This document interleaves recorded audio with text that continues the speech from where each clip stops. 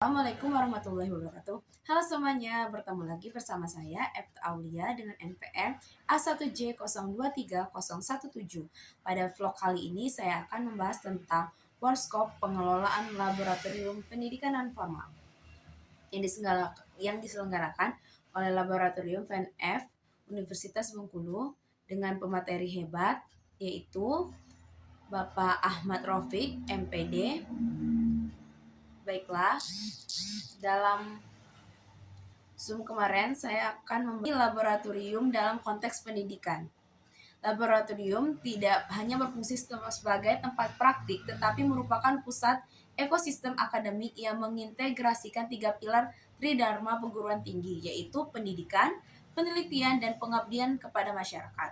Keasaan laboratorium PNF yaitu laboratorium pendidikan non-formal berbeda dengan laboratorium sains. Laboratorium pendidikan non-formal bersifat kontekstual, sosial, dan berbasis komunitas. Selanjutnya, bentuk laboratorium pendidikan non-formal, yaitu jenis dan fungsi. Lab kampus, simulasi. Lab kampus fungsinya untuk simulasi, kajian teoritis, pelatihan dasar, perencanaan program.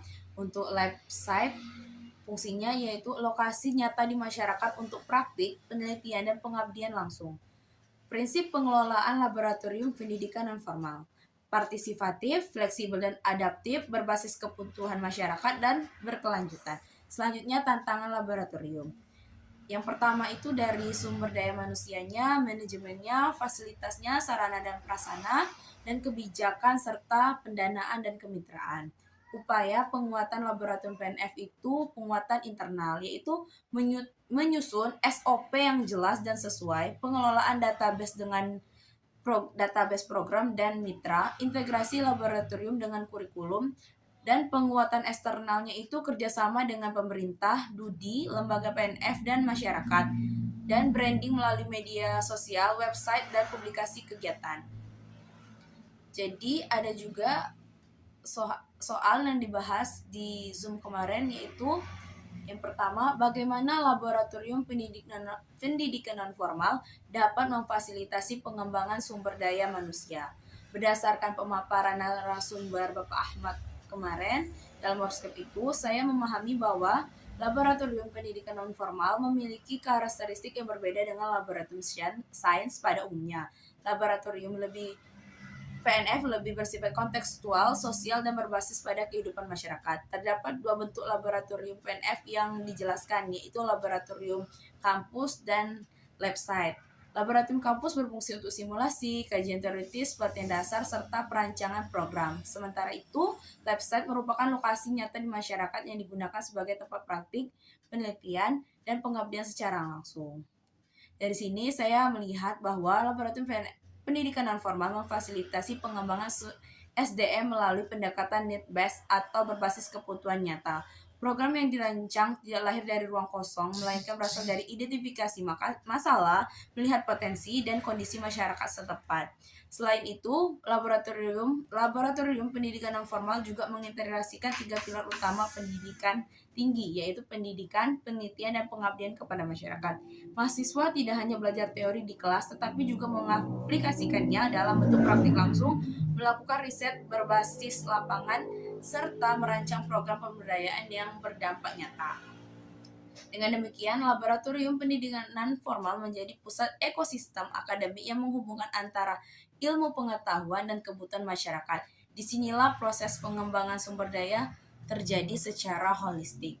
Tidak hanya pada aspek kognitif, juga keterampilan teknis, sikap profesional, dan kepedulian masyarakat.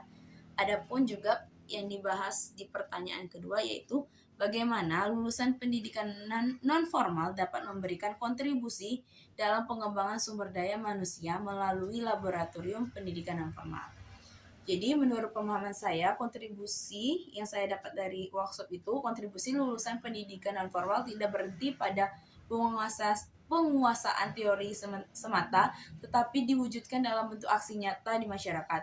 Laboratorium pendidikan nonformal menjadi sarana utama untuk mewujudkan hal tersebut. Pertama, lulusan pendidikan nonformal dapat berkontribusi melalui kolaborasi dengan berbagai pihak, seperti yang disampaikan oleh narasumber, kerjasama dengan pemerintah, dunia usaha dan dunia industri atau DUDI, lembaga PNF lainnya, serta masyarakat yang sangat diperlukan. Kolaborasi ini tidak hanya bertujuan untuk kelangsungan program, tetapi juga untuk membangun hubungan yang saling menguatkan.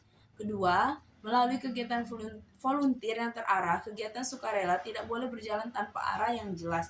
Setiap program sukarelawan harus dirancang untuk mencapai tujuan pengembangan SDM, baik bagi mahasiswa yang terlibat maupun bagi masyarakat yang menjadi sasaran program. Ketiga, melalui program magang. Magang tidak hanya berfungsi sebagai pemenuhan kriteria perkuliahan, tetapi juga menjadi sarana peningkatan kompetensi yang sekaligus memberi manfaat bagi masyarakat. Mahasiswa magang dapat membawa ide-ide baru, melakukan pendampingan, serta membantu memecahkan permasalahan yang ada di lapangan. Keempat, melalui kegiatan sosial dan pemberdayaan masyarakat, ini merupakan inti dari pendidikan non-formal. Lulusan pendidikan non-formal diharapkan menjadi fasilitator, motivator, dan dinamisator yang menjembatani antara teori akademik dengan praktik pemberdayaannya. Saya sangat mengingat pesan dari narasumber kemarin, yaitu bahwa sebagai mahasiswa pendidikan nonformal, kita tidak hanya dituntut untuk mencari peluang bagi diri sendiri, tetapi juga memiliki peran untuk menyebarkan dan membuka peluang tersebut kepada masyarakat luas. Mungkin itu saja yang dapat saya sampaikan dari Zoom workshop kemarin. Jika ada salah, saya mohon maaf. Wassalamualaikum warahmatullahi wabarakatuh.